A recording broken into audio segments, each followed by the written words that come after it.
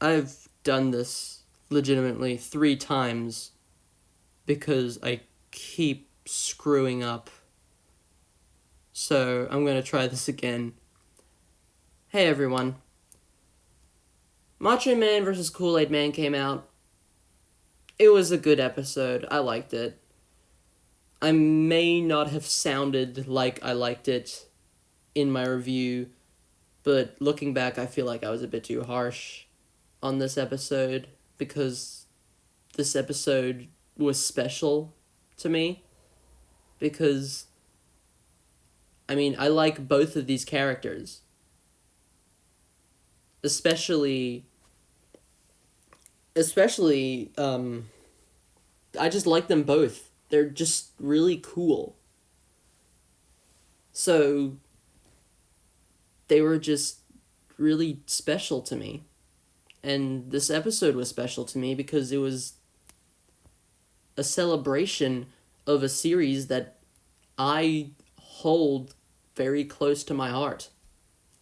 If to think about it, if Death Battle wasn't around, I probably wouldn't have wanted to do YouTube as a job, even as a hobby. I probably wouldn't have wanted to make this channel or grow this audience, which I'm so thankful for. Without Death Battle, I don't know where I would be. I don't know what kind of person I would be. And that's why I wanted this. That's why I wanted this to be more full of action than it was. Don't get me wrong, there were still some cool parts in it, but I just felt like it was mostly focused less on Macho Man and Kool-Aid Man and more on the character of Boomstick, which, I'm all for, because Boomstick is by far my favorite character. I just don't like the... it's not that I don't like Wiz, it's just that I relate more to Boomstick. Not with the whole... My dad's not here or anything like that. I have a father and I love him to pieces. And I just like Boomstick more as a character, and I feel like Wiz doesn't really capture what I want in a character or what I relate to. Same with Ringmaster. He kind of just seems more like a guy who's all for violence. I do like violence in movies, but sometimes I just want to sit back and watch an emotional adventure, like a Pixar movie or something like that. Like Coco, that's a really good movie. And while Boomstick still has that same level of lust for destruction, it's not as prevalent as Ringmaster, since Ringmaster runs DBX and that's all about bloodshed and everything. So I wanted to talk about this because, getting on track here right now, a lot of people are mad at this episode because of one scene. The scene where Kool-Aid Man uses his abilities to control Kool-Aid telekinetically to basically rip Randy's chest open in a really gruesome scene when you think about it. And a lot of people were mad because, if you don't know, Randy Savage, the real man, Randall Mario Poffo, died of a heart attack in 2011. At least I think it was 2011. And obviously, you don't want to joke about a real person's death, because honestly, to imagine what the family of the person must be going through is horrible.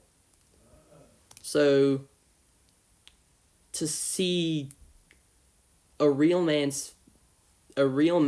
in an episode of Death Battle die from a pretty gruesome chest burst attack when he died from a heart attack in real life is kind of brutal. But some people are taking it too far. Now, I don't believe this was an attack on Randy Savage or his family or anything, especially since they basically go on to glorify him in this episode. Even when he's a tyrannical, planet-destroying monster like Rasslor. Randy isn't a real-life planet-destroying monster. He was a good man. I mean, I wouldn't know him, but from what I've heard, he was a good man. So, people are now blowing this out of proportion, basically saying, oh, this is a disrespect on his legacy, and you're killing him by having his chest ripped open, which was similar to him having a heart attack. Which, no. For starters, they weren't tarnishing his legacy. In fact, they were basically holding him to a level of respect higher than the Kool-Aid Man, who actually won this fight. And, I mean, especially Boomstick, but this is because he thought that Randy was his dad. But then by saying that this isn't something like Justin Bieber versus Rebecca Black where it could have caused someone harm. I guarantee that if anyone related to Randy Savage comes across this episode, which is highly unlikely, considering they probably have lives and don't tend to watch an internet show where they take two fictional characters, or sometimes real people, and pit them against each other to see who wins in a fight to the death. I doubt they'd be bothered, considering, well, A, he comes back to life later thanks to the Kool-Aid Man's magic healing juice. That sounds really wrong if you think about it. But because even after his death, his legacy still lives on. And thanks to this episode, I feel like it does live on. Because, let's be real, even though the Kool-Aid Man had a lot more facial expression and did a lot more cool things, Randy was probably the one who left more of an impact in this episode. Anyway, I just wanted to give you all my 2 cents on the matter. I feel like this whole drama is stupid and you should just leave the crew alone because they did an amazing job on this episode despite what my feelings are on it. I still like the episode, but I mean, still, this isn't an episode meant to spite Randy Savage or his family. This is an episode that I feel, at least, to kind of continue his legacy. Because let's be honest,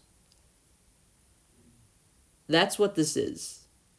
This is part of the legacy season of Death Battle. This is an episode that Chad, the voice of Boomstick, wanted to do for a long time.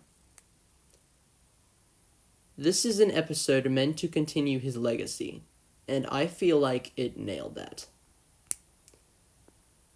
So, thank you all very much for watching.